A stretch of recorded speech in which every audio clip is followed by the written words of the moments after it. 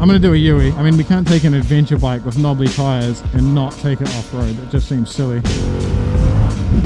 Yeah, this thing goes. Oh, there, mode, sport, there we go. Oh, you can notice that straight away.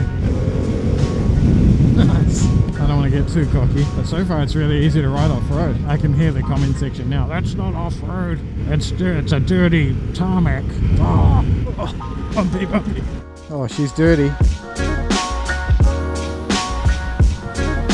What's going on, crew? I'm out here in Takapuna, or wherever I am, trying out this bloody Harley adventure bike because, I don't know, I just wanted to make a video, and I'm in the market for an adventure bike again. I don't feel like I can write this off until I've actually tried it. So I went to North Auckland Harley and had a little chat to Mike. And yeah, he just put me on this demo. So super well used. It's been used like it should, proper adventure style. Yeah, I'm just gonna go for a hoon, try it out, and give you guys my honest thoughts on it.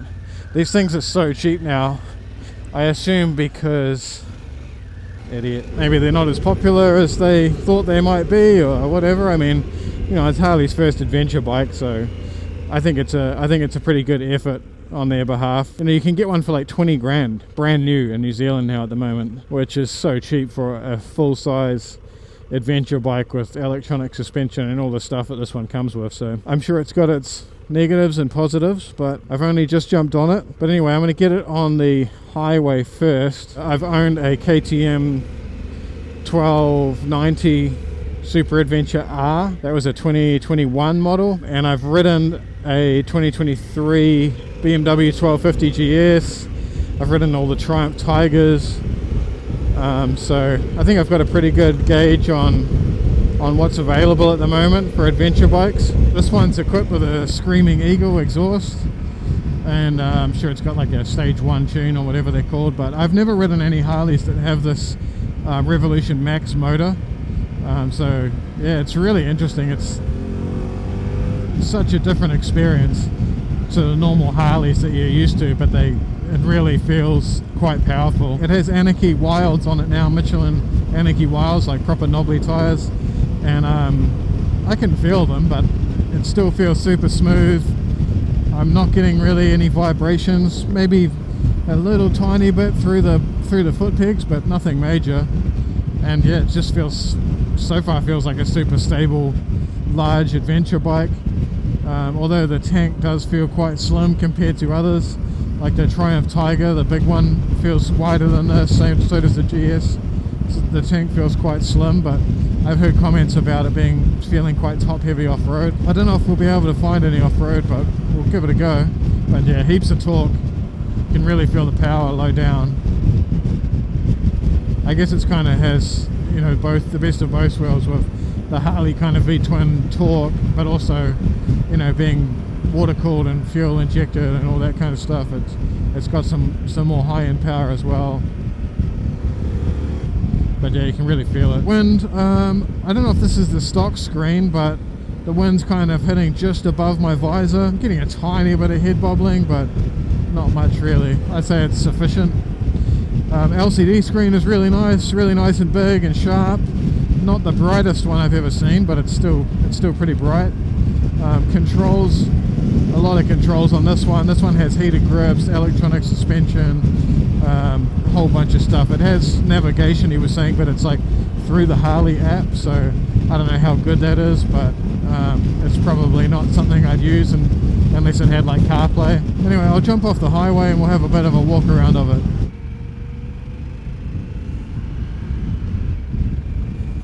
It's funny when you're used to a quick shifter, how much you miss it when you don't have it.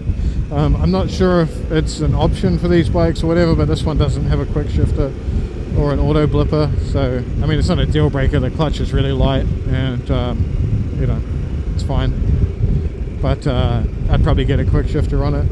I'm noticing the seat is really nice, really comfortable seat. Riding position's good. I'd say the brakes are like alright, not amazing, but you know, plenty good enough. So it's got Brembos all around, Brembo master cylinder by the looks, yeah, and Brembo calipers. I'm not sure what model, but You know, plenty of power, just maybe a little bit spongy. They might just need a bleed. I mean, this bike has been well used, and it's a 2022 model, so it's been, you know, I know Mike's used it properly. So yeah, standing position is really good for me. I'm 6'1", really good. I wouldn't need risers or anything like that. Feels really nice. I've got it in road mode at the moment. I might chuck it in sport mode if I can remember how. Not as quick as KTM. I mean, that thing's like, if you want an adventure bike but you still want to be a hooligan, that 1290 feels quicker for sure. But this has plenty of torque. How do we get that mode? Oh, there, mode. Sport, there we go. Oh, fuck. You notice that straight away. That's a big difference. Crazy. All right, I'm gonna pull over just down here and do a bit of a walk around. It feels so weird riding a big adventure bike after my MT09. Alpaca Manor. It's interesting. It's funny, I can't feel the suspension dropping or anything, but I'm sure it's doing it, because every time I go to a stop it starts flashing. Oh, that's not the side, this is the side stand. So this one's got the Screaming Eagle exhaust on it. You can see how used it is. This thing's been properly used as it should be. I don't know about the looks. I kind of, when I saw it when this bike came out, I was like, what the fuck? It's kind of funny looking, but it definitely looks way better in person than the images you see online.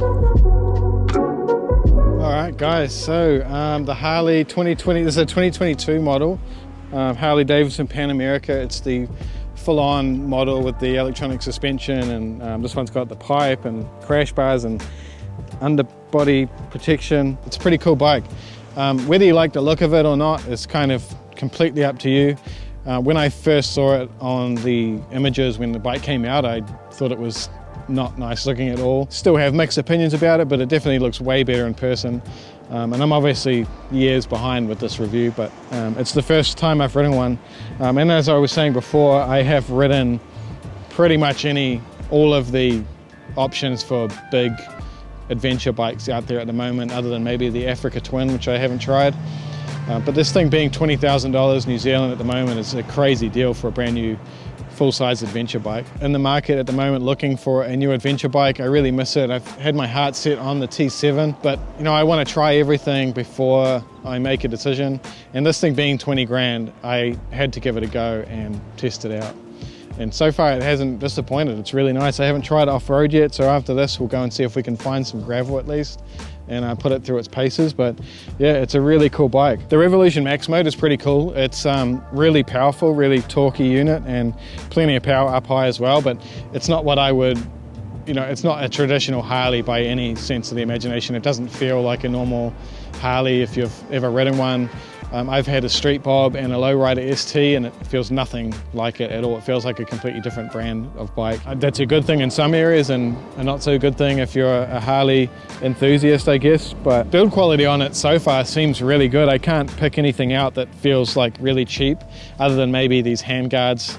But these are just the same as a KTM straight out of the box. They're just kind of cheap plastic ones to get you going, and more wind and weather protection than anything, but you could obviously put some different ones on there. And this one's equipped with all the crash protection. It has a really solid underbelly skid plate and some crash bars on here. But yeah, it does feel like a premium bike.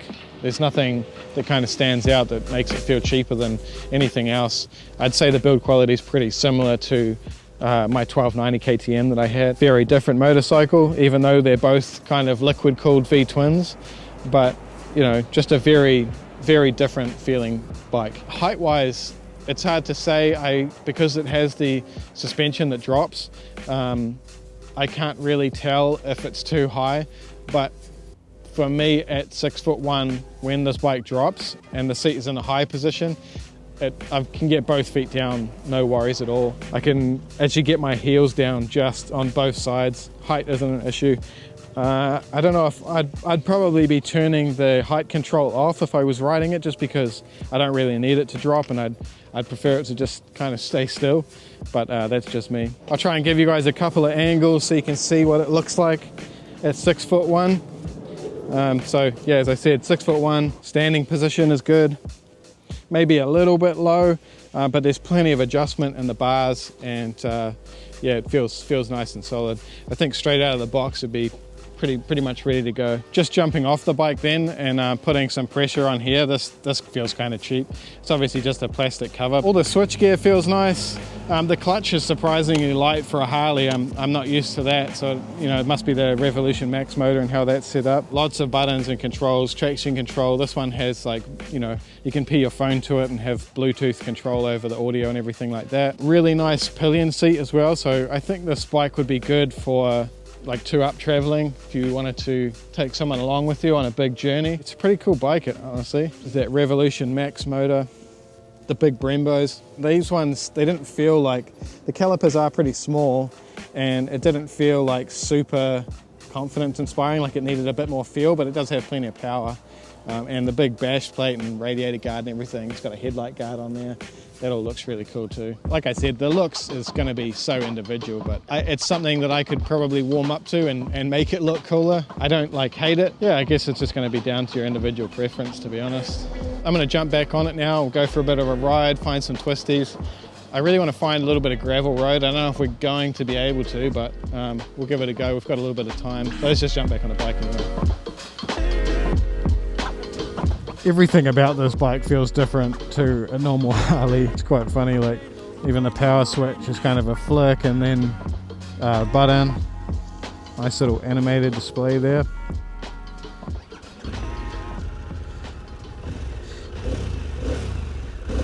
It sounds funny. It's like halfway in between the KTM and the BMW GS. Like it's kind of has that GS rattle agricultural thing, but the V-twin sound of the KTM 1290.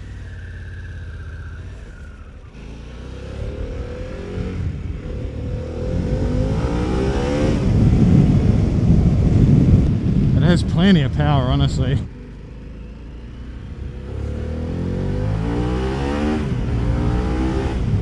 Yeah, feels good. The suspension is really nice, like nicer than I expected. As I said, I haven't had a chance to try it off-road yet, but like just riding around these really bumpy New Zealand roads, I don't know if it comes across on the camera, probably not, but you know, they are quite rough, and it's nice and plush and comfortable. Like it'd be an amazing touring bike. Let's be honest, most people that buy a GS 1250 or 1300 will never take it off-road, so you know, there's nothing wrong with that. You could buy your bike and do whatever the hell you want with it, but you know, if you can't afford $40,000 for a new GS and you just want a really nice big touring bike, this might be a great option for you. Like it's literally less than half the price.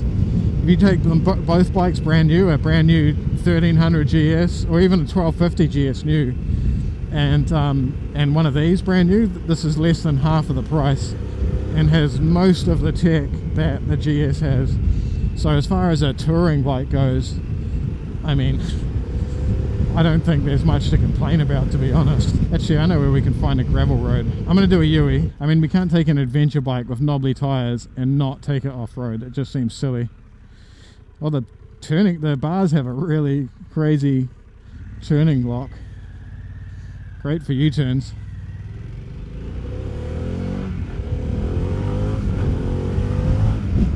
Yeah, this thing goes. I did have to try the brakes because some fuckwit pulled out in front of me before. So I grabbed a handful of brake, and they are very powerful. I think what I was feeling was just like the initial bite when you grab it, it's kind of soft, and then it gets really, really strong. So it's like, yeah, I don't know, maybe it needs new pads, or these pads have been really wet or something like that. But yeah, the brakes have plenty of bite.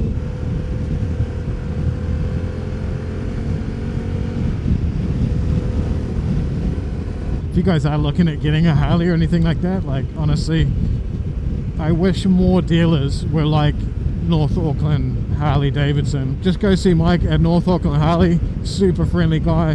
He's into adventure bikes as well, so you know, they're just really nice guys to deal with, and the service department is great as well. So yeah, highly recommend going and seeing those guys if you're looking for a Harley Davidson. We're coming up here on Inland Road, which is a nice little gravel road that goes to the top of a hill. So yeah, we'll pull over up here, chuck it in off-road mode and do our best to not wipe out.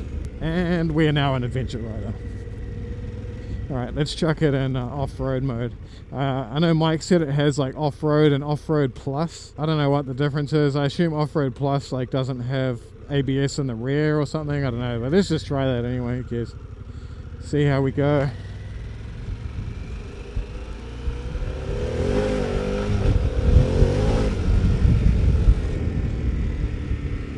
Meaty. And it's been so long. Oh yeah, it's allowing a fair amount of spin. It's got ABS. Oh, the engine braking is, whoa, way different.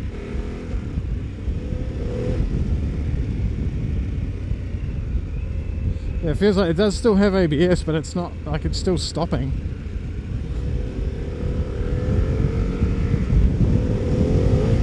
Yeah, it spins out nicely. Getting a bit of fishtail on there. Oh, it feels so weird being off-road again. Off-road, gravel road. This isn't exactly like hardcore adventure riding. That traction's pretty good. Like it lets it, kind of lets it spin out, but then it like hooks and just shoots you off. So it's pretty cool. Got to remember what I learned from that Chris Birch course.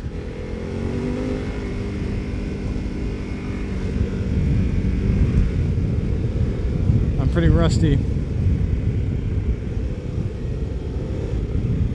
The throttle has been in like off-road plus or whatever it is, it's been kind of dulled quite a bit.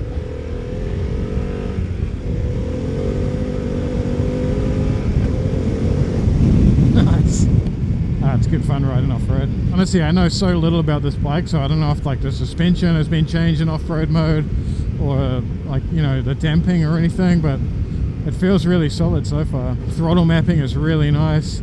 I'd say it's kind of like a rain mode, you know, like just the edge kind of taken off.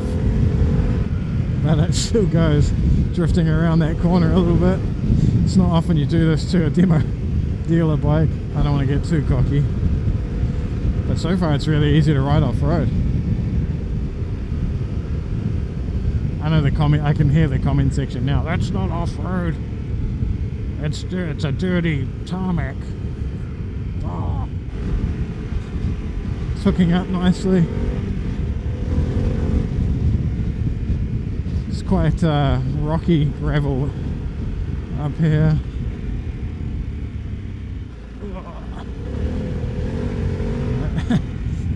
Nice little fishtails out, pretty good.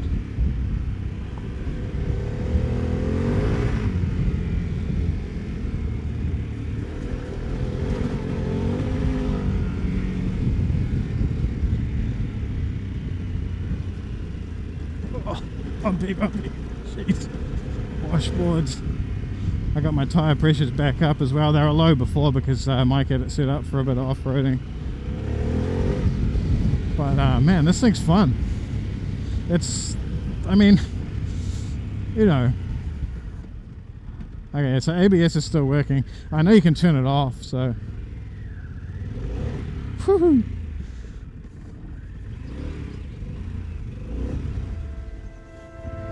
Calm down. Let's pull over and have another look around. That's fun, man. It's a cool bike.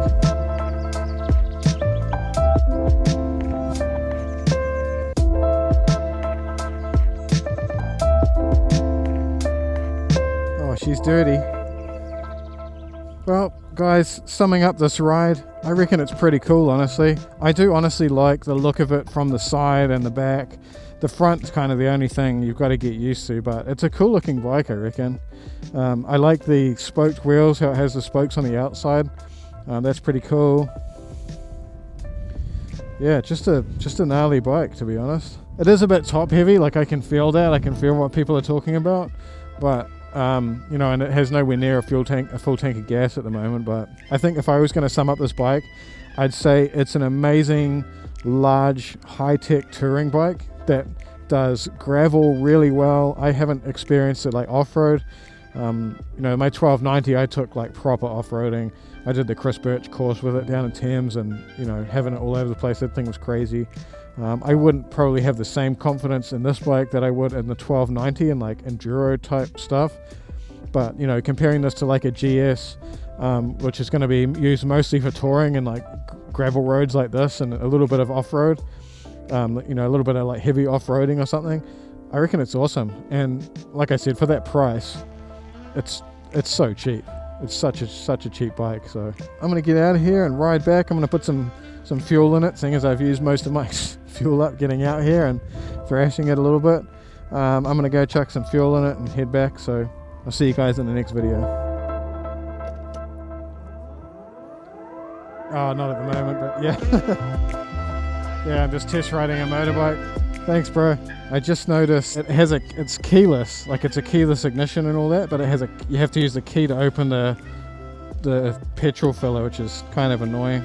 You know, it'd be nice to be able to just pop it like anything else, or just have a key for both. There we go. I don't like using the dealer's fuel for doing reviews. So I always like to top it up and add a little bit extra for them to say thanks. Alright, let's get out of here. That turning circle is crazy.